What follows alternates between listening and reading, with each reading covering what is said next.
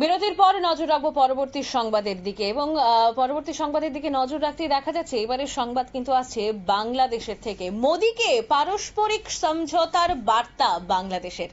মোদীর সুস্বাস্থ্য এবং ভারতের জনগণের শান্তি কামনার চিঠি ইউনূসের। ভারতের সমৃদ্ধি কামনার আবার সমস্ত বাণিজ্যিক সম্পর্ক কি ঠিক করার কৌশল এটা? এ বিষয়ে বিস্তারিত জানবো। টেলিফোন লাইনে যুক্ত হয়ে গেছেন আমাদের বার্তা সম্পাদক দেবব্রত চক্রবর্তী। কি আপডেট রয়েছে এই বিষয়ে? দেখো অম্বালিকা, প্রথমেই বলি যে গত 5 আগস্ট থেকে বাংলাদেশে যে পরিস্থিতি তৈরি হয়েছে এবং যে অগ্নিগর্ভ পরিস্থিতির মুখে এখন বাংলাদেশের বর্তমান তত্ত্বাবধায়ক সরকারের প্রধান উপদেষ্টা, তা থেকে তিনি বেরোতে পারছেন না। এবং যে রাষ্ট্রের তোমার ইন্ধনে এই ডক্টর ইউনূস এই পর্যায়ে পর্যন্ত এসেছেন, এক্ষেত্রে তার এখন পায়ের তলার মাটি প্রায় নেই বললেই চলে। আমরা সবাই জানি গোটা বিশ্ব জুড়ে একটা অস্থির পরিস্থিতি, সেই তুলনায় ভারত কিন্তু শান্ত। এবং ভারতে বর্তমান যে পরিস্থিতি, যে উন্নয়ন চলছে বা প্রতিটি ক্ষেত্রে যেভাবে এগিয়ে চলেছে ভারত খুব সুস্থির ঠান্ডা পরিস্থিতিতে, সেই জায়গায় ভারত এই বর্তমান এই অবস্থায় কিন্তু ভারতের কাছ থেকে একটা ভালো সুযোগ সুবিধা পাওয়ার একটা সম্ভাবনা ছিল। কিন্তু এই ডক্টর ইউনূস বাংলাদেশে যে পরিস্থিতি তৈরি করেছেন, এতে কিন্তু ভারত ক্ষুব্ধ এবং বাংলাদেশকে চাপে রেখেছে। এই চাপের ফলে আমরা সবাই জানি, গোটা বিশ্ববাসী জেনে গেছে যে বাংলাদেশের উপর একটা বাণিজ্যিক প্রতিবন্ধকতা তৈরি করেছে ভারত। এমনকি সবাই জানে যে সম্প্রতি ভারত স্থলবন্দরের মাধ্যমে বাংলাদেশের সাথে বেশ কিছু সামগ্রীর উল্লেখিত বেশ কয়েকটি সামগ্রীর আমদানি রপ্তানির ক্ষেত্রে নিষেধাজ্ঞা জারি করেছে। এক্ষেত্রে বাংলাদেশের যে বাণিজ্যিক অবস্থা তা ভেঙে পড়েছে। বিশেষ করে বাংলাদেশের তোমার এই রেডিমেড বস্ত্র শিল্প, পোশাক যে ব্যবসা, এটা বাংলাদেশের অর্থনৈতিক পরিকাঠামো সুদৃঢ় করার কিন্তু একটা প্রধান সোপান। এই অবস্থায় যেহেতু এই ব্যবসাটা সবচেয়ে বেশি মার খেয়েছে এবং তাতে কিন্তু বহু শ্রমিক তারা কর্মহীন হয়ে পড়েছেন এবং বহু কারখানা বন্ধ হয়ে গেছে। শুধু তাই নয়, বাংলাদেশের অর্থনৈতিক ব্যবস্থা ভেঙে চুরমার হয়ে গেছে। এবং আমরা গত কয়েকদিন আগেও দেখিয়েছি যে বাংলাদেশের যে ব্যাংকিং ব্যবস্থা ভেঙে পড়েছে, বাংলাদেশের শেয়ার বাজারে ধস, এমন অবস্থা কখনো হয়নি। এই অবস্থায় বাংলাদেশ একটু একটু করে উপলব্ধি করতে পারছে যে ভারতই একমাত্র তাদের ত্রাতা। এবং এটা কিন্তু বাস্তব। ভারতের তোমার সহানুভূতি ছাড়া, ভারতের সহযোগিতা ছাড়া, সহমর্মিতা ছাড়া বাংলাদেশের ঘুরে দাঁড়ানোর বা মাথা তুলে দাঁড়ানোর প্রতিষ্ঠার কোনো সুযোগ ছিল না। এবং এই 71 সালে বাংলাদেশের প্রতিষ্ঠার ক্ষেত্রে তোমার ভারতের অবদান, তারা কিন্তু এখন একটা সময় এই ভারতের সেই অবদান তারা বলতে বসেছিল এবং একটু একটু করে তারা উপলব্ধি করছেন যে সেটা ছাড়া বাংলাদেশের ঘুরে দাঁড়ানো বা বাংলাদেশের যে উন্নয়ন তা মোটেও সম্ভব নয়।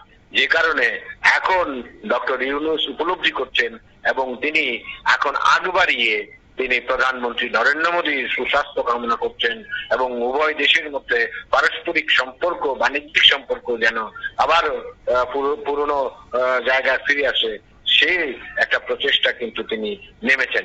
আরেকটা ব্যাপার হলো, বাংলাদেশে এই বাংলাদেশের নির্বাচন নিয়ে কিন্তু একটা বিরাট সমস্যা তৈরি হয়েছে। বাংলাদেশের বড় অংশের রাজনৈতিক যে দলগুলো আছে সেগুলো কিন্তু এই যে এপ্রিলে নির্বাচন, তারা কিন্তু এই এপ্রিলে নির্বাচন মেনে নিতে পারছেন না। আর এই কারণে এখন উল্টো ডাবল চাপে আছেন এই ডক্টর ইউনূস।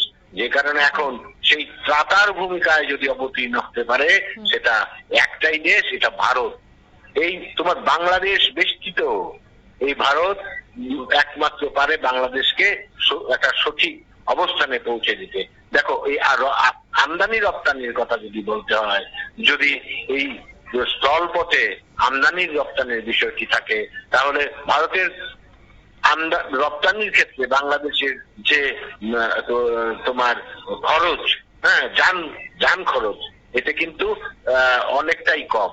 এবং এই যদি জলপথে এই সমস্ত সামগ্রী রপ্তানি বা আমদানি করতে হয়, বাংলাদেশের অর্থনৈতিক পরিকাঠামোর উপর যে আরো অধিক গুরুতর প্রভাব পড়বে সে ব্যাপারে সন্দেহের কোনো কারণ নেই। এই সর্বোপরি এখন আসলে একটু একটু করে উপলব্ধি করতে পারতেন তাদের যে অবস্থান, বিশেষ করে অন্য একটি রাষ্ট্রের সঙ্গে সমঝোতা করে তারা যেভাবে ভারতের উপর একটা ভারত বিদ্বেষী মনোভাব তৈরি করে ক্ষমতায় টিকে থাকা এই ইউনূসের সেটা কিন্তু কার্যকর হতে পারছে না, এটাও উপলব্ধি করছে। একটি বিশেষ রাষ্ট্র আমেরিকার সহায়তায় তারা চেয়েছিল নতুন করে তাদের একটা রাষ্ট্র গঠনের, কিন্তু এখন দেখো আমেরিকাতেই কিন্তু অশান্তি জ্বলছে। লস এঞ্জেলস অভিবাসী বিতরণ সম্পর্কিত বিষয়ে রীতিমতো জ্বলছে। এছাড়া চীনের যে অবস্থা, চীন কিন্তু তারা বাণিজ্য বিষয়টা ছাড়া, অর্থ লাভালাভের কথাটা ছাড়া মানবিক দৃষ্টিকোণ থেকে কিন্তু চীনের অবস্থান মোটেও কখনোই সহানুভূতিশীল নয়, যেটা পাকিস্তান বুঝতে পেরেছে, যেটা তোমার নেপাল বুঝতে পেরেছে, শ্রীলঙ্কা বুঝতে পেরেছে, দেউলিয়া হয়ে গেছে শ্রীলঙ্কা।